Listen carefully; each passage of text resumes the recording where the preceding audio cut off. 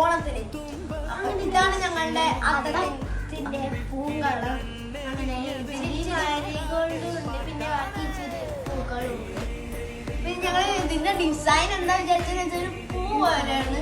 അത് കറക്റ്റ് വന്നു ഫസ്റ്റ് ഒക്കെ ഇത് എങ്ങനെ. പിന്നെ ഞങ്ങൾ ഈ ഓറഞ്ച് കളർ മാരിഗോൾഡ് ഇപ്പൊ സെറ്റ് ആയിട്ട് ഡിസൈനിന് വേണ്ടി ചുറ്റൊരു